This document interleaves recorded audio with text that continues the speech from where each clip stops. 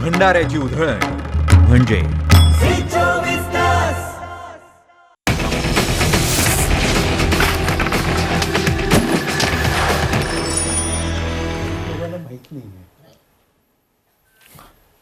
नमस्कार. झी 24 तासमध्ये आपलं स्वागत. आपण चर्चा करतोय ती मुख्यतः बजेट संदर्भात. अर्थसंकल्प जो सर्वसामान्य माणसाच्या दररोजच्या जगण्यावर थेटपणे परिणाम करतो. कोरोनानं खूप मोठा परिणाम हा तुमच्या माझ्या आयुष्यावर केला. 2020 आणि 2021 हे वर्ष आर्थिक पातळीवर अत्यंत अडचणीचं हे मुख्यतः कोरोना बंदीनं आपल्याला सर्वांना पाहायला मिळालं. खूप मोठ्या प्रमाणावर रोजगारही आपल्याला गमवावे लागले आणि त्याच पार्श्वभूमीवर येणारं हे बजेट अत्यंत महत्त्वपूर्ण, कारण सरकार कशा स्वरूपाची पावलं उचलतं त्यावर ठरेल की तुम्हाला रोजगाराच्या संधी मिळणार का, पुन्हा अर्थव्यवस्था उभारी घेणार का, आणि जागतिक पातळीवर जी अर्थव्यवस्था विकसनशील ते विकसित या मार्गाने प्रवास करत होती ती त्या गतीनं पुढे जाताना आपल्याला पाहायला मिळणार का. आणि त्याच अनुषंगानं आपण चर्चा करतोय. सकाळी 9 वाजल्यापासून अनुभवाबरोबर तुम्ही ही चर्चा पाहत होता. आपण याच चर्चेमध्ये आपल्याबरोबर अच्युत गोडबोले सर आहे. ते काहीच मिनिटं आपल्याबरोबर आहेत. आपण त्यांच्याही चर्चा करूयात आणि मग पुढच्या चर्चेला सुरुवात करूयात. अच्युत गोडबोले सर, मुख्यतः जो मुद्दा आहे की अपेक्षा कोरोना नंतरचं बजेट आहे आणि त्यामुळे प्रत्येकाला अपेक्षा आहे की सरकार खूप मोठे स्टिम्युलस देईल, खूप मोठ्या प्रमाणावर आर्थिक उभारी देण्यासाठी म्हणून सरकार स्वतःच्या खिच्यातून पैसा टाकेल आणि सर्वसामान्य माणसाच्या खिच्यात पैसा येईल. कसा येईल हा पैसा? नाही, आता कसा येईल ह्याला मार्ग अनेक आहेत. पैसा कुठून आणणार हा प्रश्न आपण नंतर त्याच्याविषयी बोलू. पण पहिल्यांदा फक्त कर्ज देऊन ही अर्थव्यवस्था सुधारणार नाही. ह्याचं कारण कर्ज घ्यायलाच लोक तयार नाहीयेत. कारण कर्ज घेऊन जर आपण उत्पादन केलं तर घेणार कोण? कारण मागणीच पूर्ण थांबलेली आहे. आणि मला असं वाटतं या ठिकाणी की सरकारने खर्च करण्याची गरज आहे. 20 लाख कोटी जरी डिक्लेअर केले असले तर त्यातले प्रत्यक्ष जे खर्च झाले ते 2 लाख कोटी अगदी कमी झाले. 1-2% फक्त खर्च झाले. आणि अन्नधान्य जे वाटले ते धरलं तर 3-4%. अमेरिकेसारख्या देशांनी सुद्धा 10% GDPच्या त्यांनी खर्च केलेले आहेत. इतर अनेक राष्ट्रांनी केलेले आहेत. आपण प्रत्यक्ष खर्च किती करतो ह्याच्यावर अवलंबून आहे. मग लोक म्हणतात फिस्कल डेफिसिट वाढेल. आता सांगितलं त्याप्रमाणे सरकारचा खर्च वजा सरकारचं उत्पन्न म्हणजे फिस्कल डेफिसिट. आणि फिस्कल डेफिसिट वाढलं ह्याला 2 कारण नेहमी देतात, ज्याला मी न्यू लिबरल इकॉनॉमिस्ट म्हणतो, की सरकारने जर का खर्च केला तर प्रायव्हेट लोकांना खर्च करायला कमी पैसे शिल्लक राहतो, पण बचत तेवढीच असते वगैरे. त्याला क्राउडिंग आउट म्हणतात. त्यात हे फारसा अर्थ नाही, कारण सध्या प्रायव्हेट कॉर्पोरेट्सकडे प्रचंड पैसा पडू नये. टॅक्सच्या रूपात तर सरकारने त्यांना दिलंच आहे, प्लस त्यांच्याकडे चिकार पैसा पडू नये आणि म्हणून तर शेअर मार्केटमध्ये खरं गुंतवतात, म्हणून शेअर मार्केट वरती येते. त्याचप्रमाणे अमेरिकेमध्ये इतके ट्रिलियन्स ऑफ डॉलर्स ओतलेले ते पण आपल्या शेअर मार्केटमध्ये येतात. 1,75,000 कोटी वगैरे. तर यामुळे संपूर्ण शेअर मार्केट वरती येतात. त्याचा आपल्या रिअल इकॉनॉमीशी काही संबंध नाही. पण सरकारने खर्च किती केले पाहिजे केले ह्याला महत्व आहे. फिस्कल डेफिसिट जरी वाढलं तरी हरकत नाही, हे मला मान्य आहे की ते अमाप तऱ्हेने वाढवता कामा नये. पण जसं केन्सने सांगितलेलं आहे त्याप्रमाणे की सुरुवातीला तुम्ही सरकारने खर्च केल्यामुळे लोकांच्या हातात पैसा जाईल, मग मागणी वाढेल. मागणी वाढली की मग प्रायव्हेट सुद्धा कॉर्पोरेट्स गुंतवणूक करतील, मग त्यामुळे रोजगार वाढेल, पुन्हा मागणी वाढेल आणि शेवटी मग हे सर्व अर्थव्यवस्था मूळ पदावर येईल. त्यामुळे सरकारचं पण उत्पन्न वाढेल टॅक्सेसचं आणि सरकार पुन्हा त्यामुळे फिस्कल डेफिसिट कमी करत नाही. ही त्याची ओरिजिनल थेअरी आहे. आणि आता असं आहे की समजा सरकारने केलेच नाही खर्च तर प्रायव्हेट करायलाच तयार नाहीये. तर आपल्याला यातनं बाहेर पडायचा दुसरा मार्ग नाही. आणि मलाही व्ही शेप के शेप असेल किंवा इतर काय असेल, पण मला असं वाटतं की पहिल्यांदा सरकारने खर्च केला पाहिजे. यामध्ये मला एक फक्त गोष्ट नमूद करायची वाटते. मगाशी मी सांगितलं त्याप्रमाणे तो पैसा खर्च कुठे करायचा, तर आरोग्य, शिक्षण, रस्ता, पाणी, वीज, स्वस्त घरं, सार्वजनिक वाहतूक इतकं करण्यासारखं आहे. दुष्काळ निवारण, पाणी फाउंडेशन सारख्या अनेक ठिकाणी पुढच्या वर्षापासून दुष्काळ नाही आपल्याला हे करायचं, सर्व पाणी साठवून ठेवायचं. असं काय आपण करू शकत? हजारो लोकांना कामावर लावू शकतो आपण. मी तुम्हाला एक सहज सांगतो, आपलं ईज ऑफ डुईंग बिझनेस मध्ये सुद्धा आपण भयंकर कमी आहोत. पण काही आकडे मी वाचून दाखवतो. Quality and accessibility of health care मध्ये 195 देशांमध्ये आपला 145वा नंबर आहे. ग्लोबल हंगर इंडेक्स मध्ये 107 पैकी 94 नंबर आहे. आपल्याकडे 80-85 कोटी लोक आज भुकेलेले आहेत. वर्ल्ड हॅपीनेस इंडेक्स मध्ये 156 पैकी 144वा नंबर आहे. ह्युमन डेव्हलपमेंट इंडेक्सचा शिक्षण, आरोग्य सगळं आहे त्यात 189 देशांमध्ये 129वा नंबर आहे. आणि जेंडर गॅप इंडेक्स म्हणजे स्त्री पुरुष समानतेमध्ये 153 पैकी 150वा नंबर आहे. आपली मी ह्याच्यामध्ये प्रगती मोजतो. प्रगती मी नुसतं fiscal deficit, car auto industry किती झाली, रिअल इस्टेट किती झाली, ह्याच्या सगळ्या चर्चा चालतात. गोडबोले सर, मानवी विकास निर्देशांक कशा स्वरूपामध्ये विकसित होतो आणि सर्वसामान्य माणसाच्या हातामध्ये पैसा जातो का, मागणी वाढते का, यावर मुख्यतः आर्थिक पातळीवरचे जे इंडेक्स आहेत त्याची जी एक निर्देशांक आहे ते निश्चित करणं गरजेचं आहे. मात्र ते होताना पाहायला मिळत नाही. आपण शेअर मार्केटचा इंडेक्स म्हणजे अर्थव्यवस्थेचा इंडेक्स अशा स्वरूपाची गणितं सर्वसामान्य माणसासमोर मांडली जातात आणि मग त्यातूनच सर्वसामान्य माणसाची फसगत होते. याच अनुषंगानं आपण चर्चा करणार आहोत. मुख्यतः मानवी निर्देशांकाच्या दृष्टीने, मानवी विकास निर्देशांकाच्या दृष्टीने आपण काय प्रयत्न करणार आहोत आणि त्या दृष्टीने प्रयत्न होतील का, सर्वसामान्यांच्या हातात पैसा येईल का. मुळात मागणी आणि पुरवठा याचं गणित म्हणजे अर्थव्यवस्था. ही मागणी पुरवठ्याची जे गणित आहे ते बसवण्याचा प्रयत्न या अर्थसंकल्पातून होताना पाहायला मिळेल का, या दृष्टीने चर्चा करूयात. मात्र त्या अगोदर घेऊयात एक छोटासा ब्रेक नंतर विस्तारानं विदाऊट ब्रेक अशी चर्चा आपण करणार आहोत. मात्र त्या अगोदर एक छोटासा ब्रेक. बघत रहा कोरोना मुक्तीचं बजेट.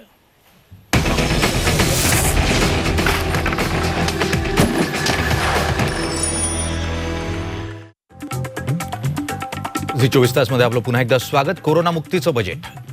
कोरोना असा एक विघातक आजार म्हणून समोर आला ज्यानं सर्वसामान्य माणसाचं जगणं हे अत्यंत नकोसं करून टाकलं. यामध्ये अनेकांचे जीव तर गेलेच, पण अर्थव्यवस्थाही कोलमडली आणि त्यामुळे आज सादर होणारा अर्थसंकल्प हा अत्यंत महत्त्वपूर्ण मानला जातोय देशाच्या आर्थिक गणितांची मांडणी करताना. मुळात अर्थसंकल्प म्हणजे काय असतो, तुमच्या माझ्या सारख्या प्रत्येक सर्वसामान्य माणसाच्या कुटुंबामध्ये येणारं एकूण उत्पन्न जे असतं त्यात रुपये येणार कुठून आणि जाणार कुठून याचं एक ढोबळमानाने आपण आपला एक संकल्प तयार करत असतो, एक मांडणी करत असतो. तशा स्वरूपात देशाच्या पातळीवर मांडणी होते की अखेरीस रुपये येणार कुठून, मग तो कराच्या रूपातून येणार आणि तो जाणार कुठे, कुठे खर्च होणार, या दृष्टीने मांडलेला हा अर्थसंकल्प. आणि याचंच विश्लेषण करण्याचा प्रयत्न आज या कोरोना मुक्तीच्या बजेटच्या माध्यमातून आपण करणार आहोत. आणि याच विश्लेषणामध्ये सहभागी होण्यासाठी म्हणून माझ्याबरोबर मान्यवर आहेत. माझ्या डाव्या बाजूला जयराज साळगावकर सर, उद्योजक आहेत आणि आर्थिक विषयांचे अभ्यासक आहेत. सतीश मराठे सर त्यांच्या बाजूला सदस्य आहेत केंद्रीय बोर्ड RBIचे. Doctor Ajit Joshi chartered accountant आहे. तुमच्या माझ्या अत्यंत जिव्हाळ्याच्या विषयावर ते आपल्याला मांडणी करून सांगणार आहेत, विश्लेषण करून सांगणार आहेत. मुळात इन्कम टॅक्स कमी होणार की जास्त होणार या दृष्टीने त्यांच्याकडून आपण मार्गदर्शन घेण्याचा प्रयत्न करू. अभिजित केळकर सर आहेत, हे सदस्य आहेत WIRCचे, ते स्वतः CA आहेत आणि त्यांच्याकडून पण जाणून घेण्याचा प्रयत्न करू की सर्वसामान्य माणसाच्या खिशात पैसा तर आला पाहिजे, आला तर तो खर्च करेल तर मग मागणी वाढेल तर आर्थिक विकास होईल आणि यासाठी सरकार काही देणार का तुमच्या माझ्यासारख्या सर्वसामान्य माणसाला, तेही त्यांच्याकडून जाणून घेण्याचा प्रयत्न करू. अतुल लोंढे हे काँग्रेसचे प्रवक्ते आहेत आणि त्यामुळे त्यांच्याकडून अर्थसंकल्पाच्या प्रत्येक पानाचं विश्लेषण आणि तेही अत्यंत परखड अशा स्वरूपाचं आपल्याला ऐकायला मिळेल. ते स्वतः उत्तम असे आर्थिक विषयाचे अभ्यासक आहेत, त्यामुळे त्यांच्याकडून तो विषय जाणून घेण्याचा प्रयत्न करू. साहजिक आहे ते विरोधक आहेत, त्यामुळे विरोधाला विरोध म्हणून ते विरोध करणार नाही अशी अपेक्षा करूयात. प्रदीप पेशकर सर आहेत, प्रवक्ते आहेत भाजपचे, ते आपल्याबरोबर सध्या आहेत. त्यांच्याकडून आपण मुळात सरकारची बाजू काय आणि सरकार मुळात हा अर्थसंकल्प मांडताना कशा स्वरूपाचा विचार समोर ठेवते हे जाणून घेण्याचा प्रयत्न करू. अजित अभ्यंकर सर आहेत, माकपचे नेते आहेत, तेही आपल्याबरोबर आहेत पुण्यातून. आपण त्यांच्याकडून अर्थसंकल्पाच्या अपेक्षा पुढच्या काही वेळासाठी आणि त्यानंतर मग जो अर्थसंकल्प सादर होईल त्यातून काय मिळालं हे जाणून घेण्याचा प्रयत्न करू. अच्युत गोडबोले सरांना आपण ओळखतो तर त्यांच्या लेखक या प्रतिमेतून. ते आर्थिक विषयाचा अभ्यासक आहेत आणि अनर्थ हे त्यांचं पुस्तक मधल्या काळामध्ये खूप मोठ्या प्रमाणावर गाजलं. सर, तुमचं आणि सर्वांचं या कार्यक्रमामध्ये पुन्हा एकदा स्वागत. मुळात अर्थसंकल्प मांडण्याला काहीच वेळ शिल्लक आहे. 11 वाजताच्या सुमारास हा अर्थसंकल्प सादर होईल. केंद्रीय मंत्रिमंडळाची बैठक होईल. बैठकीमध्ये अर्थसंकल्पाला मंजुरी दिली जाईल आणि त्यानंतर मग अर्थमंत्री आपल्याला संसदेमध्ये अर्थसंकल्प मांडताना पाहायला मिळतील.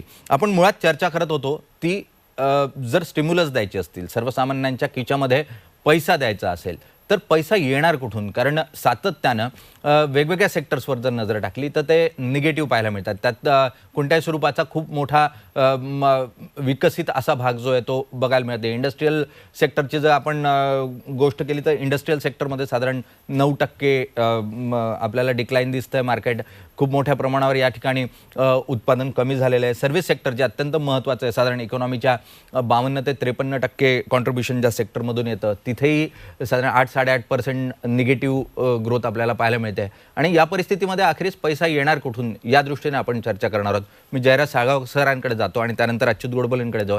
सर, मुळात सध्या परिस्थितीमध्ये ज्या वेळेला जागतिक पातळीवरच मंदीची परिस्थिती आहे, पण भारतीय अर्थव्यवस्थेमध्ये त्या मानानं काही प्रमाणावर आपल्याला ग्रोथ पाहायला मिळते. या ठिकाणी काही प्रमाणावर आर्थिक विकास आपल्याला पाहायला मिळतोय. पण याही परिस्थितीमध्ये सरकारजवळ इतका पैसा नाही की त्यांनी जमिनीवर तो पैसा सहजतेनं टाकावा. मग अखेरीस पैसा येणार कुठून? पैसा उभा करायचे काही मार्ग आता आपल्याला खुले झालेत. उदाहरणार्थ डेट. पूर्वी डेट नको असं म्हटलं जायचं, सगळ्यांची त्याला मानते, डेट कसा कंट्रोल करणार. पण ही आता जी संधी आहे, कालची बिझनेस स्टँडर्डची हेडलाईन आहे डेट विथ अ डेट म्हणून. तर एकतर डेटमधून पैसा उभा करता येईल. करन्सी प्रिंटिंग M1 जो असतो RBIचा, साहेबांना माहिती आहे, तर तो M1 वाढवण्याची आता आपल्याकडे क्षमता आहे. कोरोनामुळे जगच बंद होता, चक्का जाम होता, म्हणून ही निगेटिव्हिटी दिसते. पण भारतामध्ये मात्र steel, cement, auto, real estate, pharma हे सगळे सेक्टर्स बूम होताना दिसत आहेत. म्हणजे स्टीलची तर परिस्थिती अशी आहे की 50% किमती वाढल्या आहेत, पण डिमांड कमी झालेली नाही आहे. त्याच्यामुळे अर्थव्यवस्थेमध्ये पैसा इंजेक्ट करायला ही चांगली संधी आहे. त्याचप्रमाणे बॉन्ड्स आहेत. आता पेरूसारखा जे देश आहे छोटा, तर पेरूला 3% दराने 100 वर्षासाठी कर्ज मिळालं आहे. पेरूला जर का 3% मिळतं तर त्याच्यापेक्षा कमी दरात आपल्याला कर्ज उपलब्ध होईल. आणि ही एक नवीन सुरुवात करता येईल सरकारला आणि अर्थव्यवस्थेला. आणि हे चित्र चांगलं आहे, म्हणजे वाईटातून चांगलं, इष्टापत्ती आहे असं मला वाटतं. अगदी वाईटातून चांगलं बघायला हवं, पॉझिटिव्हिटी असायलाच हवी आणि त्याच दृष्टीने एक पॉझिटिव्ह सिग्नल या बजेटमधून आपल्याला मिळेल अशी अपेक्षा करूयात. मुळात एक मुद्दा तुम्ही मांडला M1चा. M1 कितपत उपयोगी आहे हेही आपण जाणून घेण्याचा प्रयत्न करू. फक्त नोटा छापणं हा पर्याय असू शकतो का याही दृष्टीने चर्चा करू. पण स्टीलचं उत्पादन, मागणी वाढली आहे, 50% रेट वाढले आहे, अशा स्वरूपाची चर्चा सातत्यानं होते. मी अजित जोशींकडे जातो. अजित जोशी, स्टीलची मागणी मोठ्या प्रमाणावर वाढली आहे, इन्फ्रास्ट्रक्चर प्रोजेक्ट हातात घेण्यात आले आहे, त्यामुळे साहजिक आहे स्टीलची, सिमेंटची मागणी वाढणारच होती. मात्र 50% भाव जो वाढला, यामध्ये सर्किट्स जे आहेत ते खेळतायत. यातलं एक सगळे उद्योजक एकत्र येऊन भाव वाढवण्याचा प्रयत्न केला करतायत आणि त्यातून हे भाव वाढतायत असा एक आरोप केला जातो. कसं बघताय याकडे? नाही, आपण एक विशिष्ट स्टील ही कमॉडिटी घेऊन बोलायला लागलो तर ते कठीण होईल. कारण मग त्या कमॉडिटीचं आपल्याला त्याचं मार्केट, त्याचं इम्पोर्ट एक्सपोर्ट हे एक फार महत्त्वाचं डायमेन्शन त्याच्यामध्ये असतं. त्याच्यातले रॉ मटेरियल आणि असे भरपूर अँगल्स त्याच्यात येतात. प्रश्न असा आहे की इन्फ्रास्ट्रक्चरवरचा खर्च वाढतो आहे का खरोखर. आणि दुसरा, आपल्याकडे एक फार मोठा प्रॉब्लेम असा होतो की इन्फ्रास्ट्रक्चर या शब्दाचा अर्थ आपण रस्ते, दळणवळण, संवाद आणि पाणी ह्या चौघांपुरतं मर्यादित करू. रस्ते बनले की इन्फ्रास्ट्रक्चर, हे मला सगळीकडे आपण वाचायला मिळतं. आपण लक्षात घेऊ की विदर्भात आत्महत्या करणाऱ्या शेतकऱ्याच्याकडे पण रस्ता गेलेलाच असतो. रस्ता हे काही इन्फ्रास्ट्रक्चरची परिपूर्तता होत नाही. खरं इन्फ्रास्ट्रक्चरमध्ये हेल्थ केअर येतं, एज्युकेशन येतं, कल्चर येतं, आर्ट्स येतं. ह्या सगळ्यातून इन्फ्रास्ट्रक्चर, म्हणजे इन्फ्रास्ट्रक्चरची आधी आपल्याला कल्पना समजून घ्यायला हवी. त्यामुळे स्टील ही एक कमॉडिटी पकडून जर आपण काही बोलणार असू तर माझ्या मते तो एकूण अर्थव्यवस्थेवरचा फारच उथळ प्रयत्न होईल. अगदी निग्लिजिबल असा पार्ट आहे. मात्र सातत्यानं आपल्याला उदाहरण दिलं जात आहे की स्टीलची मागणी खूप मोठ्या प्रमाणावर वाढली आहे. समर्थन करायचं असलं की आपल्याला तो जो एक काय काडीचा आधार असतो ती काडी पकडून बोलतो. चला आपण हेल्थ केअर संदर्भात बोलूयात. कारण हेल्थ केअर गेल्या वर्षभरातल्या घटनाक्रमानंतर आरोग्य हा अत्यंत कळीचा आणि महत्त्वाचा विषय म्हणून समोर येताना पाहायला मिळाला. आणि त्याच दृष्टीने इकॉनॉमिक सर्व्हेमध्येही उल्लेख आपल्याला स्पष्टपणे पाहायला मिळतो. मी अतुल लोंढेंकडे जातो. अतुल लोंढेजी, आरोग्याचा प्रश्न आहे, अत्यंत महत्त्वपूर्ण आहे आणि 3% साधारण यात गुंतवणूक आपल्याला पाहायला मिळेल ओव्हरऑल अर्थसंकल्पाच्या, अशा स्वरूपाचं सांगितलं जात आहे. कसं बघताय याकडे? उत्तम असेल? 3% वाढवेल सरकार? 3% वाढवलं पाहिजे अशी अपेक्षा आहे. कारण की हेल्थ केअर पेनिट्रेशन जे आहे, हेल्थ केअर सर्व्हिसेसचं पेनिट्रेशन हे खालपर्यंत होणं गरजेचं आहे. म्हणजे एक गोष्ट लक्षात घ्या, आता वॅक्सिन कशी देणार आपण, हा एक मोठा विषय आहे. वॅक्सिनचा खर्च हा मोठा राहणार आहे. मग आता वॅक्सिन गव्हर्नमेंट गरीब लोकांना देणार का? मग ती फ्री देणार का की गरीब लोकांना विकत घ्यावी लागणार? हा मोठा प्रश्न जो आहे तो आज रिझॉल्व्ह झाला पाहिजे बजेटच्या माध्यमातून. दुसरा, इन्फ्रास्ट्रक्चरच्या संदर्भामध्ये आपण पाहिलं की मोठ्या प्रमाणावर आता लॅब झाल्या, मोठ्या प्रमाणावर पीपी किटची निर्मिती झाली, त्या गरजेनुरूप झालं ते. पण पर्टिक्युलरली असे पॅन्डेमिक्स जे आहे ते पुन्हा पुन्हा येत राहणार आहेत. म्हणजे ज्या चर्चा आहे आता, हंटा नावाच्या एका व्हायरसची चर्चा, वेगवेगळ्या व्हायरसची चर्चा सुरू आहे. आता हे बायोलॉजिकल वॉरफेअर आहे, आर्टिफिशियली क्रिएट केलेलं आहे, जेनेटिकली क्रिएट केलेलं आहे. तर त्या गोष्टी ज्या आहेत त्या वर्ल्ड पॉलिटिक्सचा पार्ट आहे तो. पण त्याचा इम्पॅक्ट झाल्यानंतर आपण रेडी असलो पाहिजे त्या गोष्टीसाठी. शिवाय रेग्युलर डिसीजेस पण भरपूर आहे. जर तुमची पॉप्युलेशन जर ही हेल्थी राहिली नाही, एज्युकेटेड राहिली नाही, तर तुमच्या डेव्हलपमेंटला फार मर्यादा येतात. त्यामुळे आरोग्य आणि शिक्षण या 2 गोष्टीवर मोठ्या प्रमाणावर खर्च झाला पाहिजे. मागच्या बजेट्समध्ये जे काही प्रोव्हिजन केलेल्या होत्या त्याच्या 0.5% पण, हाफ टाइम्स पण त्याने खर्च जो आहे तो झालेला नाही, उलट कमी खर्च झालेला आहे. आणि जसं अच्युत गोडबोले सरांनी सांगितलं की रॉंग अझम्पशन्स होते, अभ्यंकरांनी सांगितलं रॉंग अझम्पशन्स होते. टॅक्स कलेक्शनच्या संदर्भात असेल किंवा डिसइन्व्हेस्टमेंटच्या माध्यमातून जो पैसा उभा राहणार असेल त्या मर्यादा त्या होऊ शकल्या नाहीत.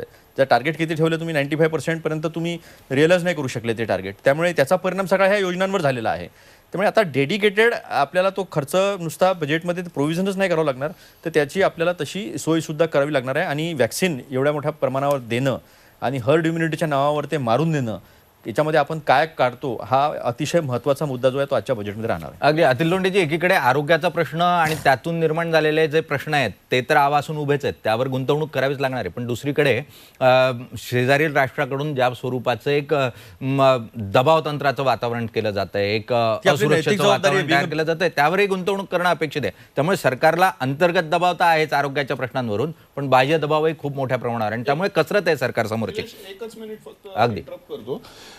बऱ्याच वर्षीपर्यंत आपल्याकडे sector specific income tax incentive होते की एखाद्या जसं IT सेक्टरला प्रदीर्घ काळपर्यंत एक्झम्पशन होतं, शिपिंगला होतं. मला असं प्रामाणिकपणे वाटतं की जर हिंमत असेल तर ह्या सरकारने आत्ताच्या घडीला हेल्थकेअर, IT, फायनान्शियल सर्व्हिस आणि FMCG या 4 सेक्टरवर ॲडिशनल टॅक्स लावला पाहिजे. कारण कोरोनाच्या काळामध्ये या 4ही सेक्टरनी धुवून पैसे मिळवलेले आहेत.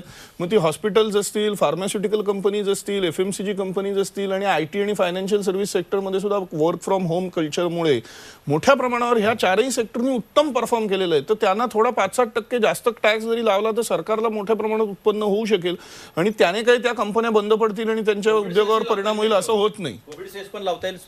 तर हा एक विचार करण्यासारखा मुद्दा आहे, मला कल्पना नाही. पण कोविड सेसचा अतुलजी प्रश्न हाच तयार होतो की किती गोष्टींचा सेस तुम्ही लावणार. अखेरीस सर्वसामान्य लावून कोणावर लावणार तुम्ही? 50 लाखावरच्या उत्पन्नावर किंवा 1 कोटीच्या उत्पन्नावर लावणार? 30% अगोदरच टॅक्स आपण घेत असताना वरून सेक्टर स्पेसिफिक होत नाही, सरसकट होतो. तुम्ही specific sector specific income tax limit वाढवता येते. यापूर्वी इन्कम टॅक्सला एक्झम्पशन आयटीने, म्हणजे भारतातला IT सेक्टर ग्रो होण्यामध्ये त्याच्या इन्कम टॅक्स एक्झम्पशनचा मोठा वाटा आहे. त्यामुळे आता जर का 22 ते 30 लावले त्यांना, तर ते काही फार मोठी एक्सेप्शनल गोष्ट असेल असेल. बरं, असंही 7.5% कन्सेशन 1 वर्षापूर्वीच मिळाले. अगदी त्यामुळे त्याला स्कोप आहे, पण आता मला माहित नाही की कितपत शक्य होईल. मी केळकरांकडे जातो. कॅनन ऑफ टॅक्सेशन प्रमाणे जसं हे म्हणाले तसं कुठल्या सेक्टरला असं वेगळं काही टॅक्स लावणं माझ्या मते तरी शक्य नाही. टॅक्स हा सर्वांनाच लागतो, सम प्रमाणात लागतो. मिळत होती ना सेक्टर. सूट मिळणं हा वेगळा भाग आहे. आपण जे टॅक्स लागाल असे बोलला तर टॅक्स लागण्याची मला शक्यता वाटत नाही. कोविड सेस नक्की लागणार आहे. शक्यता नसेल हे खरं, पण करायला पण कोविड सेस याच्यामध्ये थोडंसं इंटरप्ट करतो. याच्यामध्ये असं आहे की अनपेक्षित घटना घडलेल्या आहे, आणि अनपेक्षित घटना घडलेल्या असताना तुम्हाला अनपेक्षित प्रयत्न जे आहे ते करावं लागेल. म्हणजे आपण असं म्हणतो की आता फिस्कल डेफिसिटचा तुम्ही विचार करू नका. जसं त्यांनी M1 सांगितलं, पैसे नोटा निर्माण केल्यानंतर जो कर्ज होईल, आणि 20-30% लोक जे आहे इन्कम टॅक्सच्या एकदम स्लॅबच्या खाली आहेत आणि ते दारिद्र्य रेषेच्या खाली गेलेले आहेत, आता त्यांच्या हातात हेलिकॉप्टर म्हणजे डायरेक्ट पैसा जो आहे तो आपण टाकला पाहिजे. कुठून येईल त्याला एकच मिनिट. पण त्याच्यामध्ये ना महत्वाची गोष्ट ही आहे की तुम्ही इन्फ्लेशनचा, महागाईचा पण जास्त विचार सध्या करू नका, कारण की डिमांड जनरेट करणं आवश्यक आहे. जर मागणीच निर्माण झाली नाही तर मग ह्या सगळा गाडा जो आहे तो ठप्प होण्याची शक्यता आहे. अगदी. मी परत केळकरांकडे जातो. केळकर, मुख्यतः सेस बद्दल आपण बोलत होतो, तर सर्वसामान्य माणसाला कितपत फरक पडेल जर सेस लावला गेला? आणि तुम्ही म्हणताय कोरोना सेस लावलाच जाणार. मुळात सेस म्हणजे काय? तर तुमचा जो इन्कम टॅक्स आहे त्या इन्कम टॅक्स वर काही प्रमाणावर, साधारण 0.5% किंवा अगदी 4% आपण विचार करूया. 4%वर एकूण टॅक्सच्या 4%, एकूण उत्पन्नाच्या नाही. त्यामुळे एकूण टॅक्सच्या 4% जर वाढला तर त्यातून मुळात काय परिणाम होतील? केळकर सर. सेस हा जो प्रकार आहे हा सेंट्रल गव्हर्नमेंट याच्याकरता वापरते कारण सेसचा वाटा त्यांना राज्यांना द्यावा लागत नाही. मुख्य मुद्दा. आणि सेस प्रत्येक वर्षी लावण्यामागे काही ना काही कारण असतं. यावेळेस कोरोना हे कारण आहे आणि त्याच्यामुळे सेस हा लागणार. आता किती टक्के लागणार ते आता बजेटमध्ये आपल्याला कळेलच आहे. आणि हा सेस एका विशिष्ट मर्यादेच्या वरती ज्यांचं उत्पन्न आहे त्याच्यावर तो लागणार आहे आणि तिथून सरकारला पैसा मिळणार आहे. सर्वसामान्यांच्या बाबतीत जर आपण विचार केला तर सेसचा असा डायरेक्ट काही त्यांच्यावर परिणाम होईल असं नाही. मात्र सेस लागल्यामुळे काही ना काही वस्तूंच्या किमती वाढतील, सेवांच्या किमती वाढतील, काही त्याचा परिणाम होईल आहे. आणि अल्टिमेटली अंतिम ग्राहक तो असल्यामुळे त्याला काही वस्तू थोड्या बहुत प्रमाणात महागात पडू शकतात. अगदी, म्हणजे श्रीमंतांच्या खिच्यातून काढून घ्यायचं आणि गरिबाला द्यायचं, हा मूळ सेसचा उद्देश आहे. आणि त्या दृष्टीने हा प्रयत्न केंद्र सरकारकडून आपल्याला होताना पाहायला मिळेल अशी अपेक्षा आहे. मी सतीश मराठे सरांकडे येतो, कारण नोटा छापणं म्हणजे आर्थिक विकास करणं, अशा स्वरूपाचं असं एक चित्र तयार होताना पाहायला मिळत आहे. त्यामुळे कितपत शक्य आहे असं नोटा छापता येतात का? किती छापल्या मग काय नोटा छापायच्या आणि आर्थिक विकास करायचा, इतपत सहज शक्य आहे का हे सगळं? मराठे सरांकडून जाणून घेऊ. सर एकच मिनिट, कारण चुकीचा मेसेज जाईल. तुम्ही जो प्रश्न उपस्थित केला, नोटा छापणे म्हणजे अनप्रेसिडेंटेड तुम्ही नोटा छापू शकता असं नाही आहे. नाही ना, त्या 20 ते 30% लोकांपर्यंत हा पैसा गेला पाहिजे. आजच्या कंडिशनला 7.5 पर्यंत फिस्कल डेफिसिट जाऊ शकतं त्याच्यामध्ये, आणि ते सस्टेनेबल आहे. हे करत असताना म्हणजे unprecedented times requires unprecedented measures and efforts. याच्या अनुषंगानं जगभरामध्ये मी तुम्हाला सांगतो, आजही अमेरिकेमध्ये जो बायडनवर हे प्रेशर आहे की $2,000 चेक दिला पाहिजे, $75,000 उत्पन्नापेक्षा कमी. $1,200 चेक दिलेला आहे, त्यांनी लोकांचे पेमेंट केलेलं आहे, त्यांनी त्यांचा मध्यम आणि छोटा उद्योग जो तो वाचवलेला आहे. त्यामुळे या काळामध्ये त्याची ती गरज आहे. अदरवाईज ते ॲडवायझेबल नाही आहे, बिलकुल नाही, ॲडवायझेबल. अगदी मान्य आहे. त्याच दृष्टीने आपण मराठे सरांकडून जाणून घेऊ. आणि मुळात जर अमेरिकेच्या अर्थव्यवस्थेचा आकार बघितला तर तो आणि भारताच्या अर्थव्यवस्थेचा आकार, या दोघांचा विचार करता आणि त्यांची लोकसंख्या आणि त्यातून मग प्रतिमानशी उत्पन्न याचा विचार करता सरकारला मोठ्या प्रमाणावर खर्च जो आहे सर्वसामान्यावर करणं शक्य असतो किंवा पेमेंट स्वरूपामध्ये देणं शक्य असतो. आपल्याला शक्य आहे का, हाही प्रश्न परत मराठे सरांकडे येतो. मराठे सर, कितपत शक्य आहे नोटा छापून अशा स्वरूपात? नोटा छापणं हे सोल्युशन नाही, बरं, ॲब्सोल्युटली सोल्युशन नाही. ते लिक्विडिटी ठेवणं सिस्टीममध्ये हा सर्वात महत्त्वाचा या आत्ताच्या ह्याच्यातनं प्रयत्न आहे. आणि आपला जो सगळी चर्चा चालली आहे, बजेट हे एका वर्षाचं पैसे कुठनं येणार, किती जाणार आणि कोणाला काय मिळणार, हा एवढाच विषय खरं म्हणजे आहे असं मला वाटत नाही. गेली काही वर्ष ज्या पद्धतीने स्ट्रक्चरल चेंजेस आपल्या देशात आणण्याचे सतत प्रयत्न चालू आहेत, अगदी त्याची सुरुवात 91 सालापासून आहे असं मी मानतो. आणि ह्या गेल्या 5-6 वर्षाच्या काळामध्ये विशेष करून मग डिमॉनिटायझेशन असेल, GST असेल, रेरा असेल, आणि आत्ताचं जे ॲग्रिकल्चर किंवा फार्म बिल्स ज्याला म्हणतो, ही बेसिकली स्ट्रक्चरल चेंजेस इकॉनॉमीत आणण्याचा प्रयत्न आहे. आपण जर का बघितलं तर GDP वाढला पाहिजे, इन्कम लेवल्स वाढली पाहिजेत. हे कसे येणार आहेत? सरकारच्या मर्यादा आहेत, एका पलीकडे ते करू शकत नाही. खरं म्हणजे GDPच्या ग्रोथमध्ये 4 कंपोनंट्स येतात. एक सरकारचं डायरेक्ट स्पेंडिंग, दुसरं सामान्य लोक जे खर्च करतात, कन्झम्पशन ज्याला आपण म्हणतो ते आहे, तिसरा जो आहे आयटम तो इन्व्हेस्टमेंट्स आहे, आणि चौथा जो आहे तो एक्सपोर्ट्सचा आहे. ह्या आपल्याकडे जसं आत्ता ह्यापूर्वी चर्चेत आलं की आपल्याकडच्या जे मोठे इंडस्ट्रीयल हाऊसेस आहेत किंवा यांच्याकडे प्रचंड पैसा आहेत. म्हणजे आज जर का बघितलं तर अनेक कंपन्यांची जी खरं म्हणजे मॅन्युफॅक्चरिंगमध्ये आहेत किंवा ह्याच्यात आहेत, त्यांनी ट्रेजरी डिपार्टमेंट्स काढलेत, ह्यूज अमाऊंट्स. म्हणजे त्याला काही हे नाही त्याचं प्रमाण. ही राईटफुली चॅनलाइज होणं, ती इन्व्हेस्टमेंट वाढणं आणि त्या इन्व्हेस्टमेंटमधनं ती एक सायकल सुरू होणं, केवळ सरकार हे करेल असं न होता ह्या सगळ्याचा एक होलिस्टिक व्ह्यू घेणं, असं त्याच्याकडे बघितलं पाहिजे. तुम्ही जे आता फार्म बिलचं मी म्हणतो ते एवढ्याकरता म्हणतो आहे की आपलं ॲग्रिकल्चरल प्रोडक्शन जर का तुम्ही बघितलं तर सिरियल बेस्ड किंवा गहू, तांदूळ, डाळी हा जो प्रकार आहे, it just accounts for 40 to 42%. आणि नॉन सिरियल बेस्ड इन्कम जे ग्रामीण भागातलं आहे, हे अकाउंट्स फॉर ऑलमोस्ट 58 to 60%. त्याच्यामुळे एक ॲग्रिकल्चरल सेक्टरमध्ये स्ट्रक्चरल चेंज झाला आहे, which we have to recognise. आणि आत्तापर्यंत आपला जो फोकस होता प्रोडक्शन मोठ्या प्रमाणावर करणं, we now have to shift to processing. नेदरलँडसारखा लहान देश आहे, पण सर्वात जास्ती आहे ॲग्रिकल्चरल प्रोसेसिंग हे त्या देशात होतं. आपल्याकडे ती होण्याची गरज आहे, ज्याच्यामुळे वेस्टेजेस थांबतील, स्टोरेजचे खर्च थांबतील, शेतकऱ्यांना हवं त्यावेळेला ते मिळेल. म्हणून हा एक फोकस लक्षात घेण्याची आवश्यकता आहे. या प्रिंटिंग नोटांच्या याच्यावरूनच आणखी एक सांगतो की तुम्ही ग्रामीण भागाचं जर का इन्कम पॅटर्न बघितला तर हा इन्कम पॅटर्न देखील गेल्या 15-20 वर्षात मेजर चेंज झालेला आहे. आमूलाग्र बदल आहे. की शेतीचं उत्पन्न फक्त 35% होता बरं. आणि ह्या शेतीच्या उत्पन्नाशिवाय नॉन फार्म ॲक्टिव्हिटीतलं इन्कम हे 65% ग्रामीण भागात आहे. Now that needs to be supported and finance.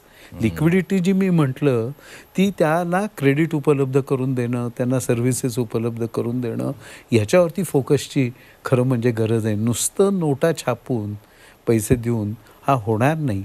आणि त्याच्यातले जे लिकेजेस आहेत ह्या सगळ्या आत्ताच्या सिस्टीममध्ये ते DBTच्या रूपाने कमी करण्याचा प्रयत्न होतो आहे. पूर्ण गेलेले नाहीत, पण द डायरेक्शन आता ह्या बजेटमध्ये ज्याची चर्चा फार आपणही केली नाही आणि पेपरमध्ये 1-2दाच येऊन गेली की फर्टिलायझर सबसिडी ही त्या कंपन्यांना न देता ती ती थेट शेतकऱ्यांना. थेट शेतकऱ्यांना एक लमसम अमाऊंट देऊन तुम्हाला हवं ते हे त्याच्यातलं घ्या.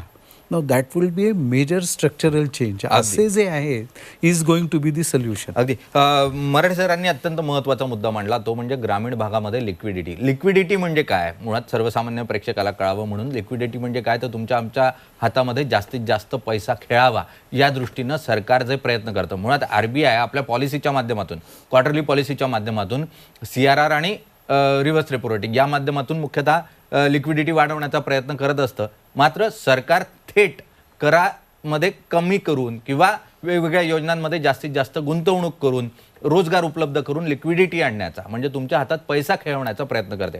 तुमच्या माझ्या हातात पैसा आला की आपण खरेदी करतो, खरेदी केली की उत्पादन वाढतं, उत्पादन वाढलं की पैसा आणखी सर्क्युलेट होतो आणि म्हणून लिक्विडिटी गरजेची असते. याच दृष्टीने चर्चा करण्यासाठी, कारण आज सकाळी मार्केट ओपन झाल्यानंतर ज्या स्वरूपात मार्केटनं रिस्पॉन्स केला आहे, ज्या स्वरूपामध्ये स्वागत मार्केटनं या होणाऱ्या बजेटचं, येणाऱ्या बजेटचं केलं आहे, त्यानंतर मार्केट स्टॅग्नंट झालं आहे. त्या दृष्टीने चर्चा करण्यासाठी म्हणून अजय वाळिंबे सर आहेत, जे शेअर बाजार एक्सपर्ट आहेत आणि स्वतः एका जागतिक कंपनीचे ते CEO सचिव पण आहेत. आपण त्यांच्याकडून जाणून घेण्याचा प्रयत्न करूयात. अजय वाळिंबे सर, खूप खूप स्वागत झी 24 तासमध्ये आपलं. नमस्कार. नमस्कार. आज बाजार खुला झाल्यावर साधारण 300 अंकांपर्यंतची वाढ ही सेन्सेक्समध्ये पाहायला मिळाली. मात्र पुन्हा त्यामध्ये थोडंसं निगेटिव्ह वातावरण पाहायला मिळालं. काय कारण काय वाटतं? काही स्पेक्युलेशन्स आहेत अद्यापही मार्केटमध्ये? हो, म्हणजे शेअर बाजार हा अनिश्चितच राहणार जोपर्यंत आपलं संपूर्ण बजेट सादर होत नाही आणि त्याचा अर्थ लोकांना कळत नाही. कारण आता असं झालं की आतापर्यंत इनफ लिक्विडिटीमुळे शेअर बाजारात जी तेजी होती ती गेले 6 सत्र मला असं वाटतं कंटिन्युअस शेअर बाजार पडत होता. याच्यात 2 मुख्य कारण होती.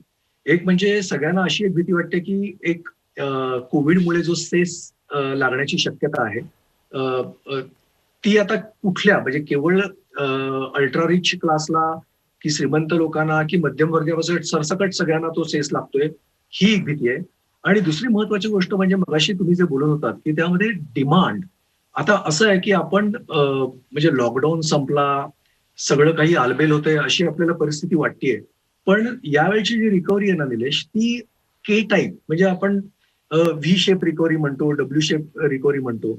आपल्या जो आता आर्थिक पाहणी अहवाल प्रसिद्ध झालाय त्याच्यात त्यांनी सांगितलं की व्ही शेप ही रिकव्हरी आहे.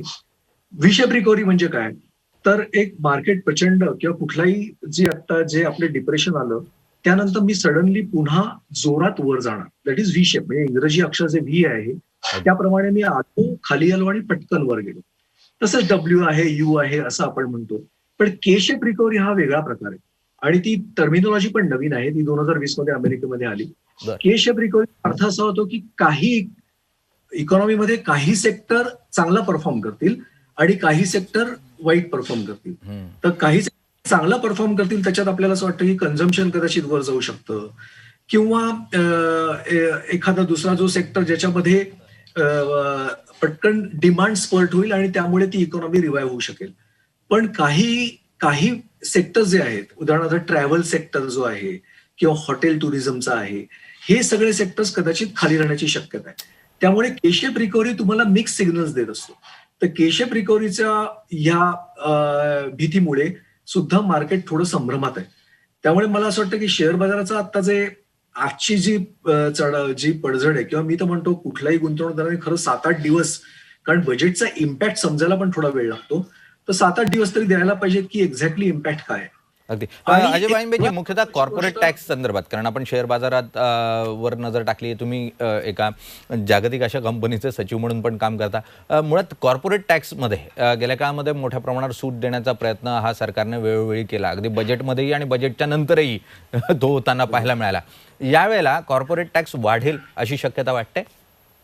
नाही, मला नाही वाटत, आणि त्यांनी वाढवू पण नाही. कारण कसं आहे, कदाचित कदाचित सेस हा थोडा प्रकार येऊ शकेल, पण टॅक्समध्ये असं नाही वाढणार. सेस वाढेल, कदाचित नवीन सेस येईल, पण टॅक्सचं स्ट्रक्चर ते बहुतेक ते रादर चेंज नाही करणार. कारण म्हणजे ना, मी आता तेच सांगत होतो निलेश, की आपण एक सस्टेनेबिलिटी म्हणून बघायला पाहिजे, आणि मला असं वाटतं की सरकारला आता त्याची जाणीव व्हायला लागली. कारण हे बजेट हे फक्त वन टाइम अटेम्प्ट नाहीये. कारण आपण जर गेले 3 वर्षाचं किंवा या सरकारचं तुम्ही जर बजेट पाहिलं गेले 3 वर्ष, तर प्रत्येक वर्षी जर तो अजेंडा आहे तो ऑलमोस्ट सेम आहे, आणि त्याच्यामध्ये ते इम्प्रुव्हमेंट करत चाललेले आहे. त्यामुळे मला असं वाटत नाही की कॉर्पोरेट टॅक्स स्ट्रक्चरमध्ये काही चेंज होईल. फक्त सेस लागू शकतो. आता तो किती टक्के तो आपल्याला बघायला लागेल. अगदी. अजय वाळिंबेजी, खूप खूप धन्यवाद तुम्ही केलेल्या या विश्लेषणासाठी. म्हणून आपण ही चर्चा कायम ठेवतोय. तुम्ही या कार्यक्रमामध्ये आमच्याबरोबर असणार आहात, मात्र त्या अगोदर एक छोटासा ब्रेक, कारण अर्थकारणाचा विषय.